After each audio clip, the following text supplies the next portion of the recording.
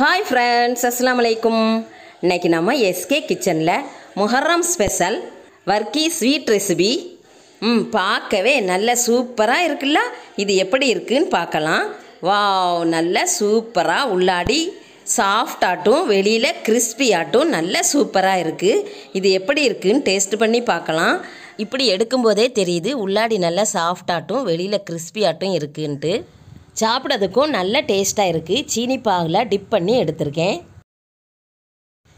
இந்த வர்க்கி sweet recipe எப்படி செய்தோன்னு கிச்சனுக்குள்ளே போய் பார்க்கலாம். இதுக்கு என்னெல்லாம் தேவைங்கிறதையும் பார்க்கலாம். குயிக்காக ரெடி பண்ணக்கூடிய வர்க்கி ஸ்வீட் ரெசிபி இது. இந்த ரெசிபியை பார்க்கறதுக்கு முன்னாடி நம்ம எஸ்கே கிச்சனை இது வரைக்கும் சப்ஸ்கிரைப் பண்ணாதவங்களாக இருந்தால் சப்ஸ்கிரைப் பண்ணுங்கள். லைக், ஷேர், கமெண்ட்ஸ் பண்ணுங்கள். வாங்க கிச்சனுக்குள்ளே போகலாம். ஃபஸ்ட்டு பேட்டர் ரெடி பண்ணலாம். இந்த பவுலுக்கு 2 கப் மைதா மாவு எடுத்திருக்கேன். இந்த மாவுக்கு தேவையான உப்பு. இந்த மாவுலேயே 4 டீஸ்பூன் கீ வைக்கிறேன். கீ இல்லைன்னா ஸ்கிப் பண்ணிவிட்டு ஆயிலும் விட்டுக்கலாம். ஒரு முறை நல்லா இந்த மாதிரி மிக்ஸ் பண்ணினீங்கன்னா ஆயில் தன்மை மாவு ஃபுல்லாக டிப் ஆகும்.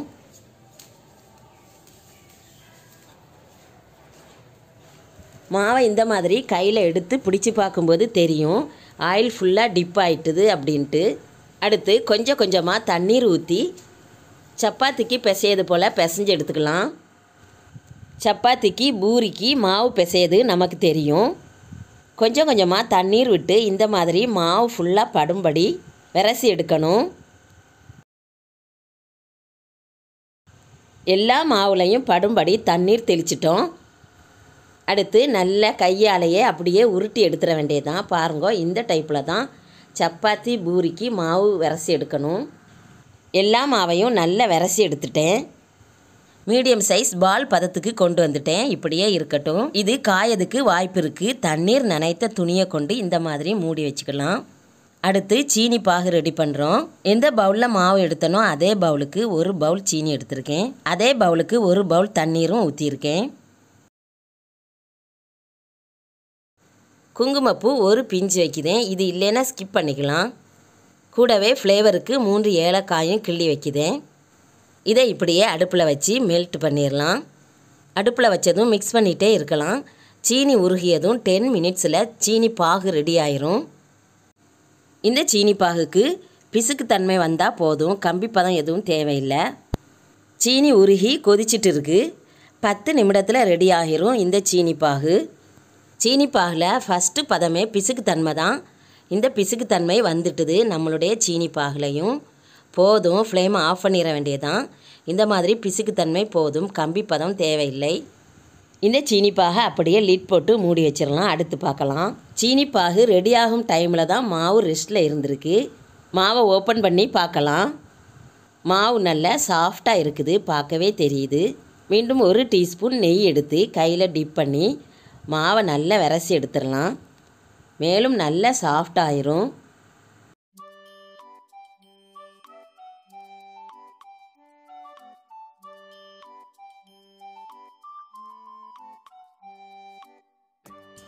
மாவு நல்லா சாஃப்டாக இருக்குது. அடுத்து பால்ஸ் போட்டுடலாம்.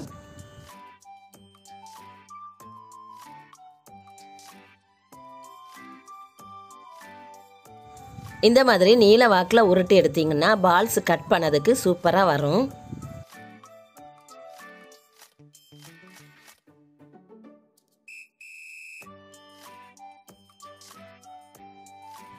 ஒரு கிராக் இல்லாமல் பால்ஸ் வந்துட்டுது. எல்லா பால்ஸும் எடுத்துகிட்டேன். மீண்டும் காயாமல் இருக்க இப்படி ஒரு துணியை வச்சு மூடி வச்சுக்கலாம். ஒரு பால்ஸாக எடுத்து பரத்திட வேண்டியதுதான். கொஞ்சமாக மைதா மாவு தூவிடலாம். பால்ஸ்லையும் மாவு நல்லா டிப் ஆகணும். அப்போ தான் ஒட்டாமல் வரும்.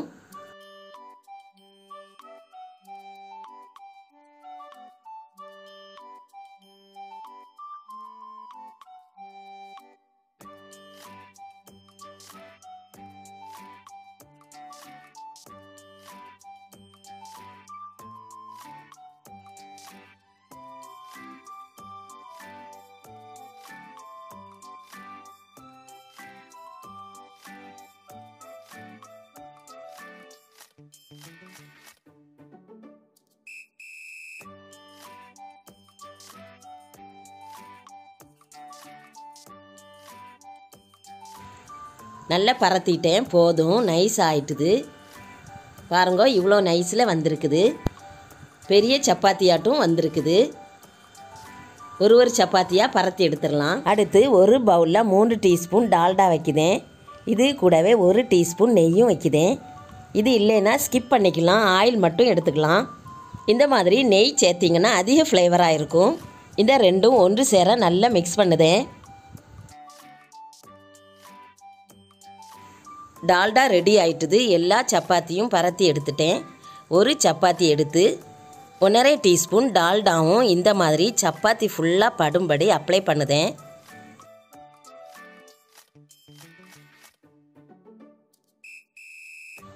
பொடி மாவும் மைதா மாவும் சப்பாத்தி ஃபுல்லாக படும்படி மாவு தூவுதேன். இதுக்கு மேலேயே பரத்துன ஒரு சப்பாத்தியை வைக்கிறேன்.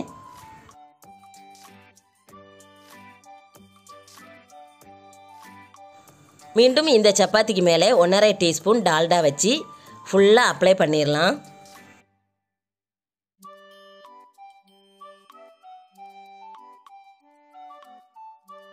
ஃபஸ்ட்டு வச்ச அதே மெத்தடில் மைதா மாவும் ஃபுல்லாக தூவுதேன். மீண்டும் 3வது ஒரு சப்பாத்தி இதுக்கு மேலே வைக்கிறேன். இதில் டால்டா அப்ளை பண்ணி மாவு தூவிடலாம்.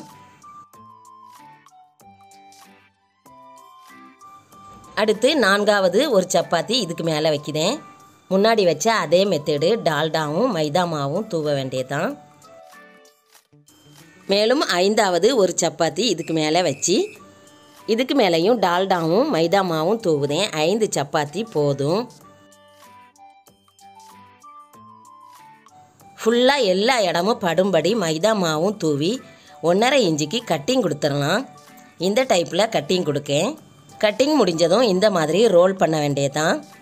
வீடியோவை ஸ்கிப் பண்ணாமல் பாருங்கள் சிஸ்டர். இந்த ரோலிங்கும் இதே மெத்தடில் கொடுத்தீங்கன்னா வர்க்கி ஸ்வீட் நல்ல சூப்பராக லேயராக நமக்கு ரெடி ஆயிரும். லாஸ்ட் எண்டு பகுதியை இந்த மாதிரி மடக்கி கீழ்ப்பக்கமாக விட்டுறணும். நல்ல அழுத்தம் கொடுத்து வச்சிங்கன்னா ஃப்ரை பண்ணி எடுக்கும்போது இலகி வராது. மாஷா பாருங்கள், நல்ல சூப்பராக ரெடி ஆயிட்டுல. வர்க்கி ஸ்வீட் ரெசிபி நம்ம எஸ்கே கிச்சனில் ரெடி பண்ணிட்டோம்.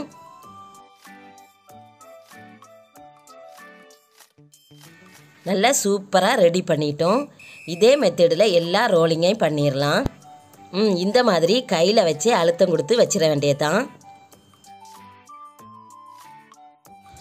எல்லா ரோலிங்கும் முடிஞ்சிட்டுது. ரோல் பண்ணின ஒரு பால்ஸ் எடுத்து இந்த மாதிரி பரத்தி எடுத்துடலாம். இது லைட்டாக பரத்துனா போதும், நல்லா அழுத்தம் கொடுக்க வேண்டாம்.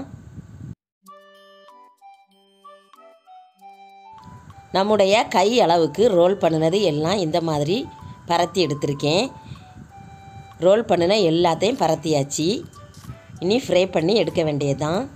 பரத்துனதை பார்க்கும்போதே தெரியுது, லேயராக வந்திருக்குது. ஒரு கடாய் அடுப்பில் வச்சுருக்கேன். கடாய் ஹீட் ஆனதும் ஃப்ரை பண்ணதுக்கு ஆயில் ஊற்றிடலாம். ஆயில் ஹீட் ஆனதும் ஒரு பூரி எடுத்து இப்படி உள்ளாடி வச்சுட்டேன். பூரி பொரிஞ்சதும் ஆயிலுக்கு மேலே வந்துடும்.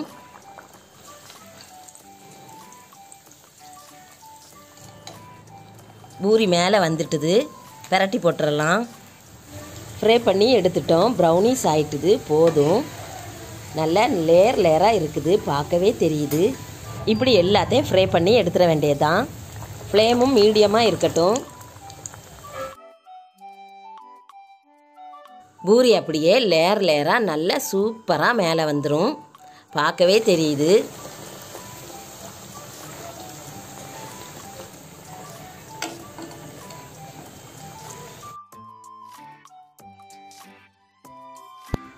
ஃபைவ் மினிட்ஸில் ப்ரௌனிஸ் ஆயிரும். எடுத்துட வேண்டியதான். இப்போ பூரியை சீனி பாகில் டிப் பண்ண போகிறேன். சீனி பாகை இந்த மாதிரி ஒரு பெரிய பரந்த கடாயில் வைக்குதேன். அப்போ தான் நம்முடைய வர்க்கி பூரியை டிப் பண்ண முடியும்.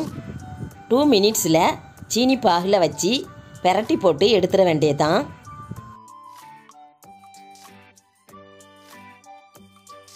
சீனி பாகில் நல்லா டிப் ஆயிட்டுது.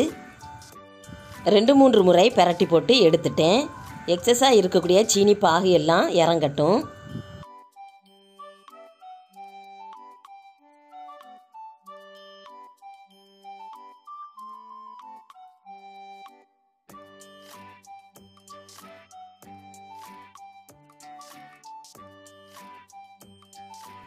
எல்லா வர்க்கியையும் சீனி பாகில் டிப் பண்ணியாச்சு.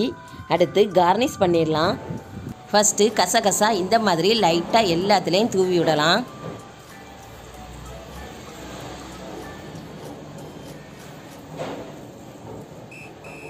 அடுத்து ஃப்ரெஷ் கோகோனட் பவுடர் எல்லாத்துலேயும் தூவி விடுதேன்.